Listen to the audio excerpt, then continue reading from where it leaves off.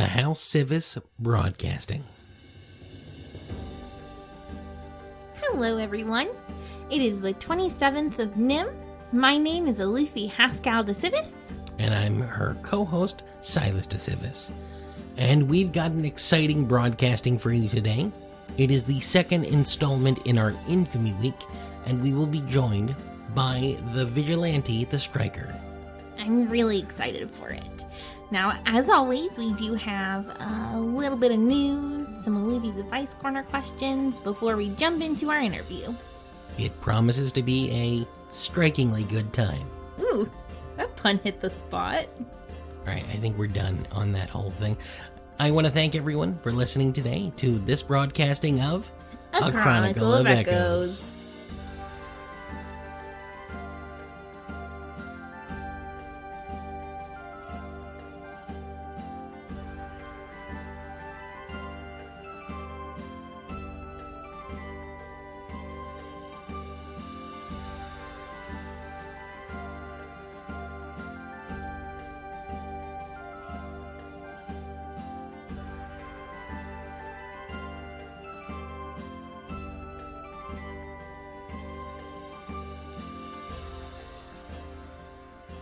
We've got a couple of really interesting news pieces. Neither of them are particularly bright and colorful. Welcome to A Chronicle of Echoes. That's what we do. So today in political news, we are talking about the anti-dismantlement bill that has passed over Parliament's desk in Brayland and has stalled. The bill addresses the issue of forged criminals in rural localities being taken apart piece by piece as a punishment for their actions. Specifically, the bill calls out that similar crimes would have much lighter sentences for human criminals. This is particularly disturbing because of the multiple reports of forged that are being dismantled by townsfolk because of mere suspicion of crimes being committed instead of actual crimes being committed. It's absolutely insane. I need that to be noted.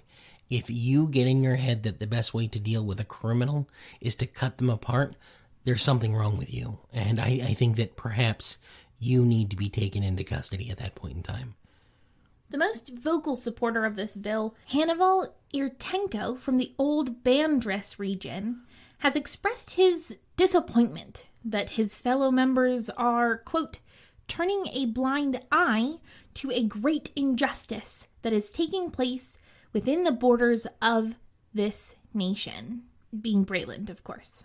On the other side of this argument is Lord Tanis Iriambera from the Three Rivers region, who says this issue is very complex and cannot be simplified into right or wrong. Iriambera has specifically stated that a more fundamental question should be addressed. To what degree are we comfortable with forged mixing with the living races? He has equated forged with farming equipment and tools designed for war, referring to the rise of the Lord of Blades as proof of the forged inability to exist during peacetime.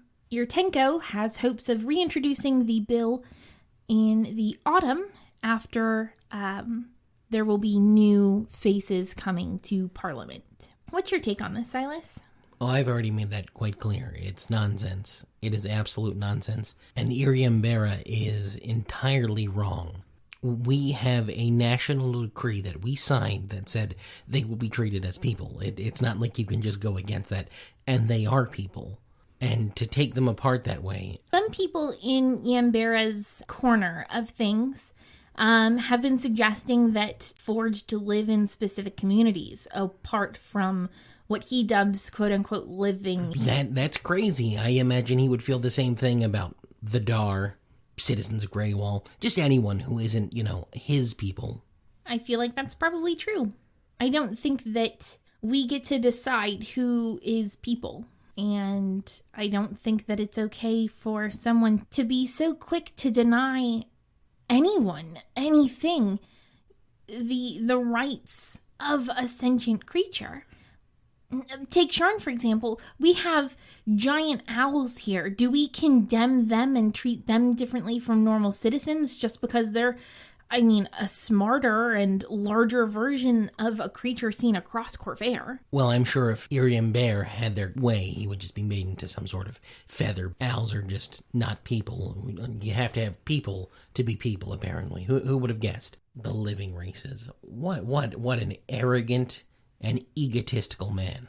Oh, I can't wait for the other upsetting side of the news. What's next? You want me to do it? It has been all down tower at this point. I've got the happier voice, so I might as well, right? Since we're talking about vigilantism and how the dark side of Sharn may not be so dark and dirty as we thought, let's talk about how it can be. Yesterday, on Zor, a mysterious crossbow sniper the City Watch has dubbed the Dragon Slayer killed a high-ranking member of House Kundarak. The victim is currently unknown to the press as well as to the Broadcasting Guild. What we do know is that they were shot by a single magic crossbow bolt shot from a great distance, and a corona of fire around the victim that left a black outline around the corpse. Watch Commander Belu Jorgen is confident that the Dragon Slayer will soon be brought to justice. The Dragon Slayer has taken 4, possibly 5 victims before this Kundarak fell. Each killing, save for one, was partnered with a series of handbills and pamphlets that were scattered across the city, wherein the serial killer brags about the kill as well as taunts the City Watch and House Denieth. The guards are also investigating a potential copycat murder for a member of House Civis that bore many similarities of the Dragon Slayer's murders, but was not followed by these handbills laying claim to the kill. If you have any information, please reach out to your local city guard or House Denieth garrison, or any barracks across the city. This is what I keep saying. We give them attention, and then spawns more. We have a copycat killer, we have the Dragon Slayer, we have the broken cord. It's going to keep happening as long as we keep giving attention to these people. The vigilante that we're hopefully having in may be able to shed some light on this, but I think the issue is once you make someone infamous for the wrong reasons, it can spread. A vigilante is someone we want.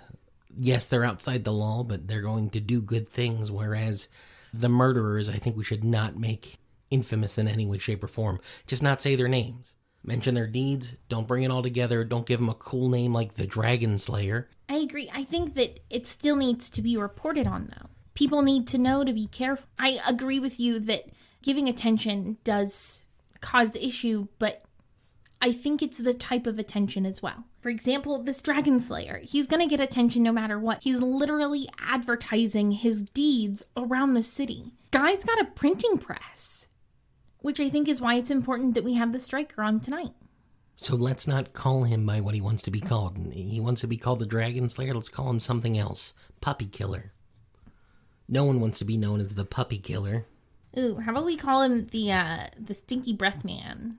So he kills with one bolt. We'll call him the One-Shot Wonder. Yeah. No one wants to be remembered that way. There's a bunch of chump names we could put on him. Mr. One-Shot Wonder, I'm really sorry about how long you last in combat.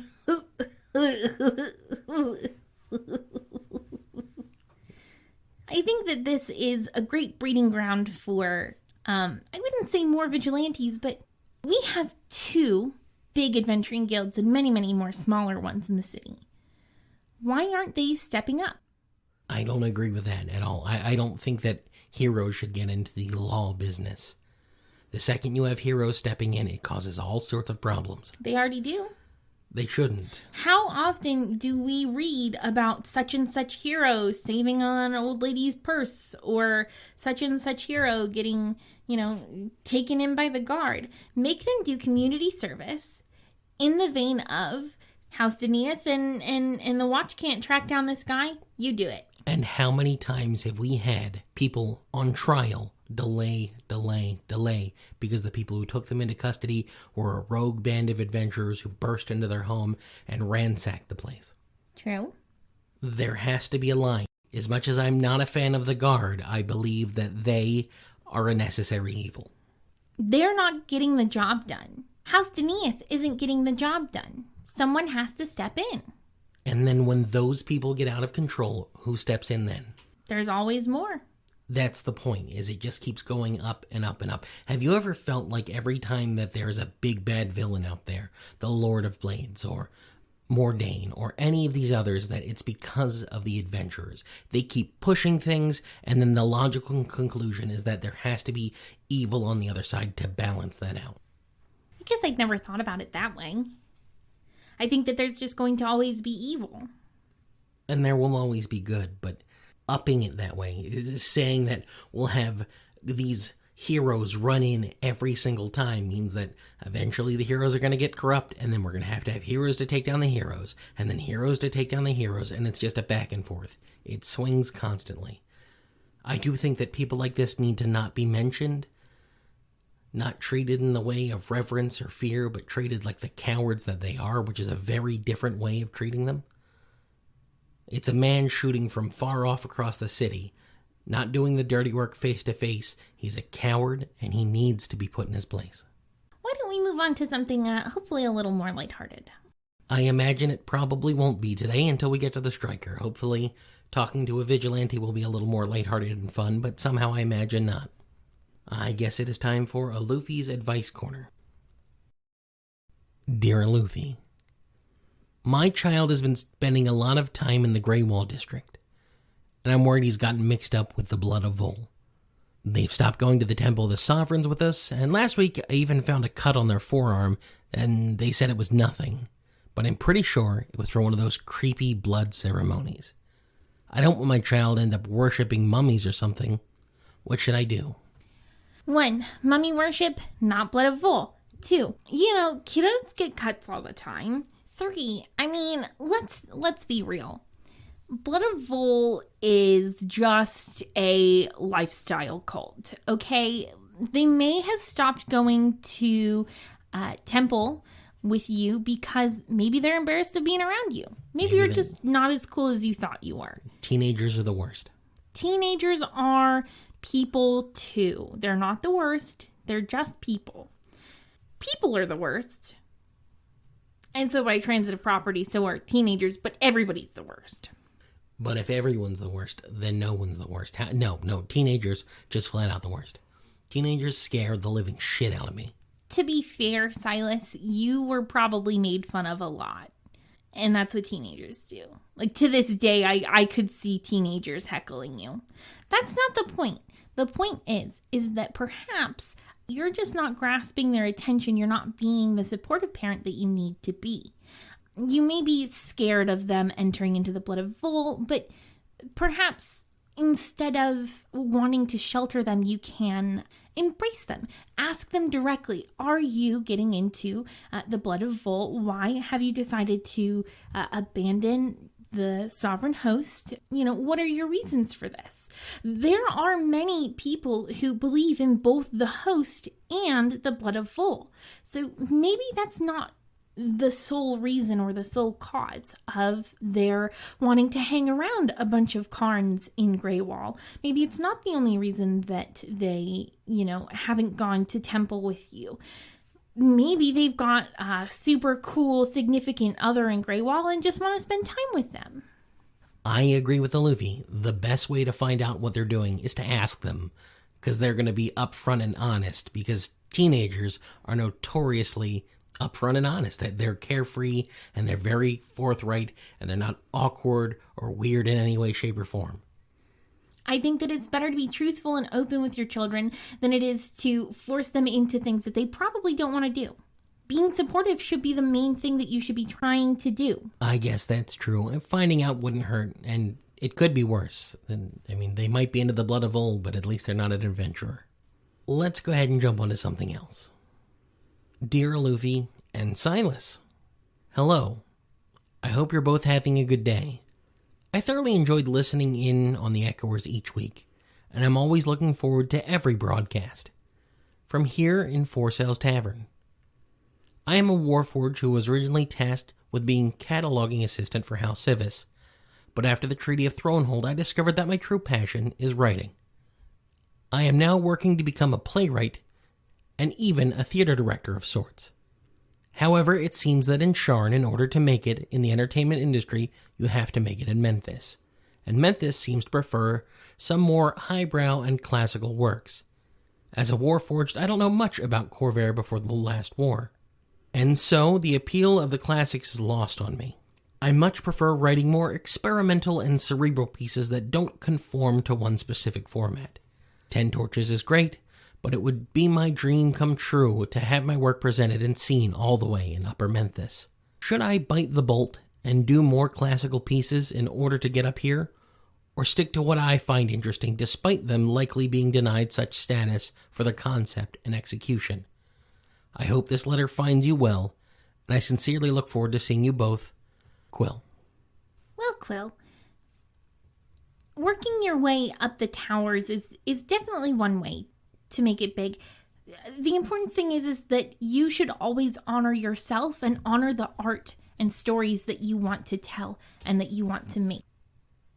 Now, I mean, if you want to try and fast track things, a lot of artists do head down to Zendrick, to Stormreach, to perform their things there, and if they get popular enough there, a lot of them more highbrow people will bring news back to Sharn, and then you could probably get your stuff in a place in Upper Memphis.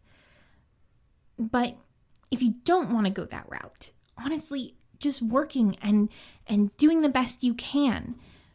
You might have to make sacrifices here and there, but if you don't want to tell the story of some classical Galafaran king, then don't. Write the stories that you want to write. Because in 10, 20, 100 years from now, those might be the stories that people would rather listen to, would rather watch, would rather read, than some classic about a king from a dead and forgotten empire.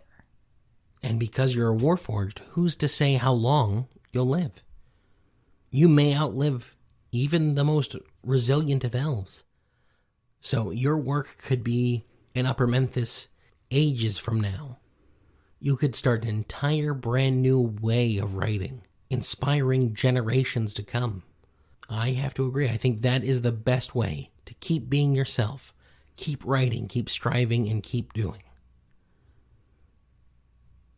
And if you do get something in any theater, you could always send us a ticket. I know that I'd go, and Meeps would probably go, and we could probably convince Silas to go. We will keep Kevin away.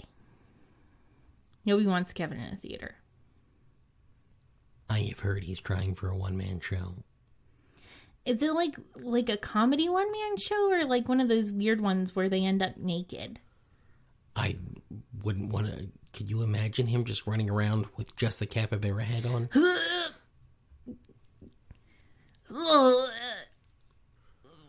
Relax, Silas. Mademoiselle Alufi Haskell de Civis. May I ask that you persuade Monsieur Silas to sing I'm Undarian Daba Dee Daba Da? Signed, Minia Erdalis. The people have spoken. I don't know what that is. No? You don't know? The last thing I was going to keep up with was Undarian culture. It's a good one. It's a bop. It's what it is. Undarian, daba dee daba die, daba dee daba die, Undarian, daba die. Sing it. But that says I'm Undarian. Yeah, it's context clues. Okay? Sing it. Undarian daba. No, sing it. You've got a beautiful singing voice whenever you drunk enough. Undarian dabba dee dabba die a dabba dee dabba die. You happy? You satisfied? Yeah, that'll be good enough. Hey, means we should do karaoke again sometime soon. Speaking of karaoke, if you want to sing our praises, you can go on over to the subscribe next to the echoer machine.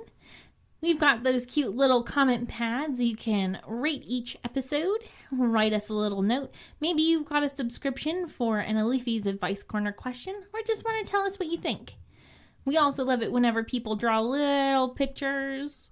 I love it when people draw pictures. Some people draw a picture of me. It was cute. Really? I didn't see that. I'll have to look through. Yeah, it's good. Does somebody draw you too? Is it good? Yeah. Well, that's exciting. At least they're spending their time. Well, that's, you know what? We also have patrons. Patrons send up money to House Kundarak each month, and that gives them exclusive access to different things, as well as letters from us. And we can do that all at patreon.com/Civis Echoers. And then, of course, we have our Discord bar. So if you're a fan of the Discord bars, we have our own version now where we hang out in that little pocket bar and we get to talk with you. So join us there as well. It's weird that it's like a little pocket dimension and then we're sitting in there drinking. It's really nice. Now, if you're a patron, you do get access to special exclusive chat rooms, as well as this upcoming few weeks, we are doing special polls for the Race of the 8 Winds just for our patrons. You know, little betting pools, stuff like that. I personally believe the Pegasus is going to win this year, and if you're a betting man, put all your money on the Pegasus. I thought you said that you were voting on Gargoyle this year. No, I don't think so. That doesn't seem like me. Pegasus is where it's at. I'm a firm believer that the Pegasus is going to win again this year. You can always also reach out to us via our Gmail, our Nymm mail, civisechoers@gmail.com. Thank you everybody for listening, and we will be talking with the Striker right after our musical break.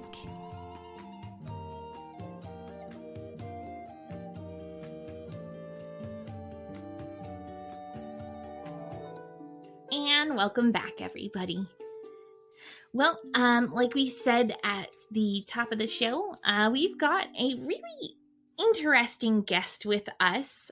We've got Striker, who is a vigilante here in Sharn. Now, we have promised him complete anonymity and that he would be allowed to leave here today without any reprisals from us or any of the guards. We just wanted to have a conversation.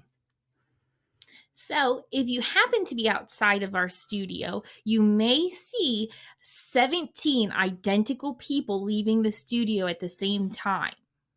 All of that is just a smokescreen, as it were. Thank you. Oh, thank you for coming and talking to us.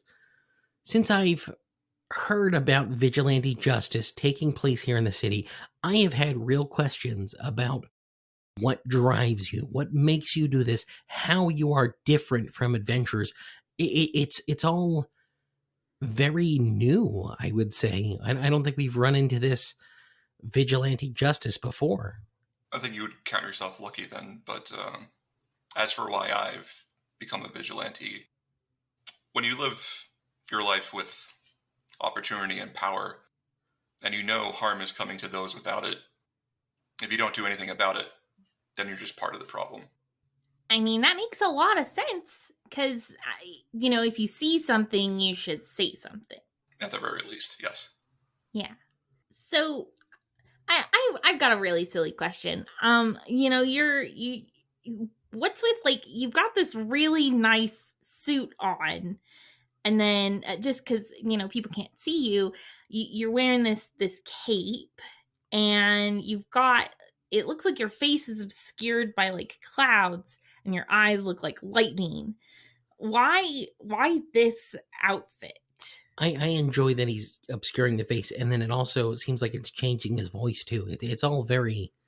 I wouldn't have thought to do that. I would have just beat people up in the streets. It feels like a lot of time went into this. Yeah, because see, he's got finesse and you've got not. Anger. Yeah. Right. Well, anger and ability and planning are three cornerstones of vigilantism, I would assume. But as for why I wear this costume, it's because the truth is that the law doesn't care about the harm being done to innocent people. Normal folk in this city walking through the tower spit of broken dreams, they don't care about them.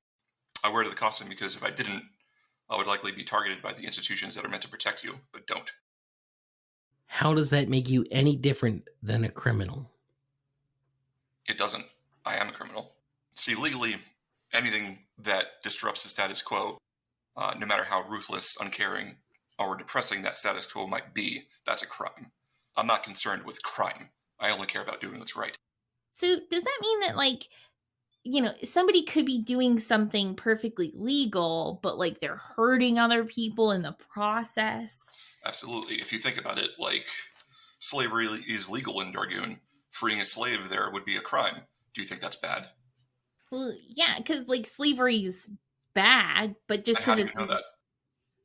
Because it just is. Did a law have to tell you to? No, because it's an ethical thing, not like a legal thing. It's a moral thing. That's exactly. Exactly. That's how I'm different from a criminal.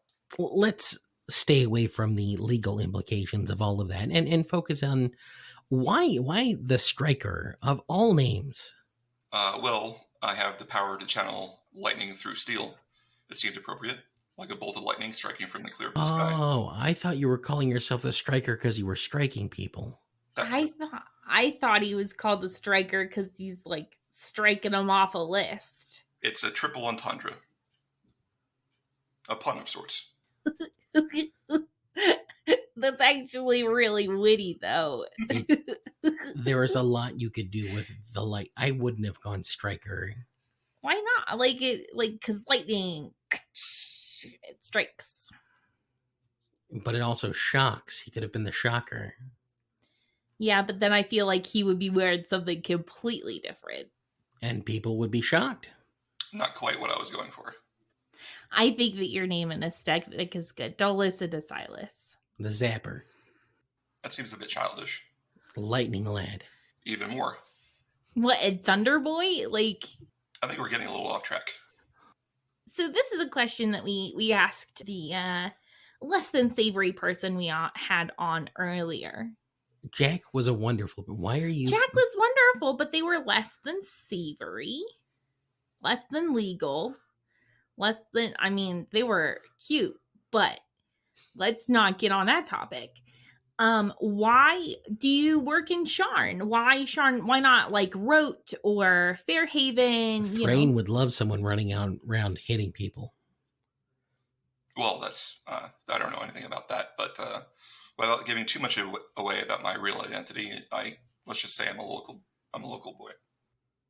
I mean, doing stuff where you're local, that makes sense, because then you don't have to like travel every night to like a totally different town that's like 4 or 5 hours away, and then you're just not getting any sleep except for on a lightning rail, and then people are going to be like, why are you going on a lightning rail every day? It just causes questions.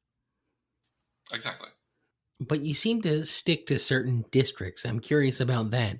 Why not, I don't know, head to Cloud Top and just start throwing nobles off? I don't target nobles. Not particularly. I go where I hear about things happening. And I make sure that the bad things don't continue to happen to people who don't deserve it. I know there's a lot going on in Dura and things like that, but that's mostly what's labeled crime by the state.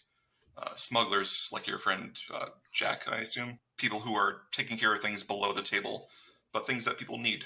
I don't have any problem with that. Corruption is what I'm after. And the places where I work are places where corruption rears its head most. Well, if you're looking for a corrupt guy, absolutely. We know someone, and we would love for you to... And he's a noble. It's a twofer. Who are you talking about? Well, we'll talk to you about after. Yeah, we can't say that's clearly. not an on-air type conversation. Yes. Would you kill somebody? Well, we're not doing that. We just agreed that we're not talking to assassins, right? You're not murdering people. No, but like sometimes like you accidentally kill a person while you're trying to adventurers do it all the time. Yeah, I've got a lot of questions about the legality of that. I try not to kill anyone, but I would be lying if it said it hadn't happened. Some things, your friend Luffy is right. It's combat is hectic and it's dirty and it's rough, and the real part of it is that you can't always get the outcome that you wish. So something's been eating at me. Why not let the guard just take care of this? A serious question. Do you honestly think they would? If a member of the Blackened Book of the Sharn Watch saw a noble in high towers cast an unlicensed spell on an urchin begging for food, who do you think is going to be arrested? It's going to be the urchin for panhandling in a restricted area, 9 times out of 10. That's fair. I have heard that the Sharn Watch, though they are good people and they keep us safe, does have some issues when it comes to the legality of certain things for higher-ups. It depends on the district. If you're a noble walking around Upper Central, you're untouchable. If you're a Dragonmark member walking around Upper Memphis or Upper Central, you're untouchable. That's where I come in. So you hit them and beat them up, and then what? I stop them from harming people. When no one else will stick up for the little guy, I do.